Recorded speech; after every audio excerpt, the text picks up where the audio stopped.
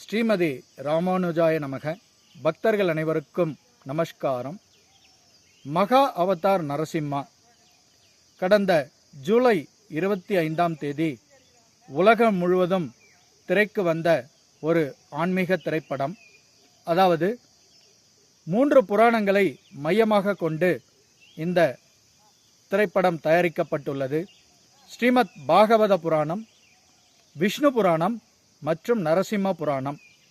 இந்த புராண கதைகளை மையமாக வைத்து இந்த திரைப்படம் தொகுக்கப்பட்டுள்ளது. இந்த திரைப்படம் அனைவரும், குறிப்பாக பக்தர்கள், குறிப்பாக குழந்தைகள், பள்ளி செல்லும் குழந்தைகள் பார்க்க வேண்டிய ஒரு ஆன்மீக திரைப்படம்.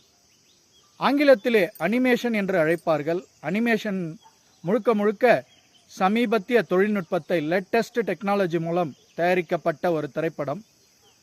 பிரகல்லாத மகராஜ் அவர் சந்திக்கும் இன்னல்கள், அவருடைய தந்தை மிகப்பெரிய அசுரனான இரண்யகசிபு மூலம் மிகப்பெரிய பக்தரான பிரகல்லாதருக்கு இழைக்கப்படும் அநீதிகள் குறித்து இந்த படத்தில் தத்ரூபமாக காண்பிக்கப்பட்டுள்ளது. பகவானுடைய 2 அவதாரங்கள் இந்த திரைப்படத்தில் முக்கியமாக காண்பிக்கப்படுகிறது. அதாவது வராக அவதாரத்தை ஏன் பகவான் எடுத்தார், அந்த தகவலும் இந்த திரைப்படத்தில் தத்ரூபமாக காண்பிக்கப்பட்டுள்ளது. அடுத்ததாக நரசிம்ம அவதாரத்தை ஏன் எடுத்தார், நரசிம்ம அவதாரத்தை எடுத்ததன் காரணம், இரண்யகசிபுவை வதம் செய்த அந்த காட்சிகள் எல்லாம் மிக தத்ரூபமாக காண்பிக்கப்பட்டுள்ளது.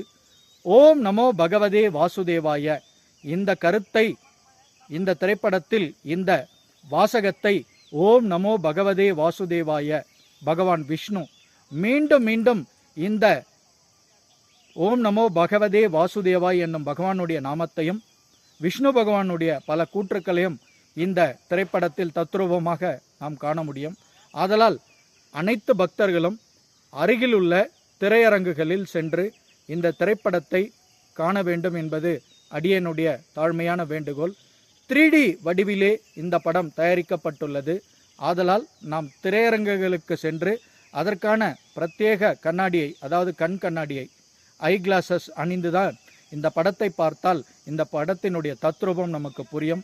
அனைவரும் மகா அவதார் நரசிம்மா என்னும் இந்த மிகப்பெரிய காவிய திரைப்படத்தை கண்டு பகவானுடைய திவ்ய திருவருளை பெற வேண்டும். மிக்க நன்றி. சர்வம் கிருஷ்ணார்ப்பணம். ஜெய் ஸ்ரீமன் நாராயணா.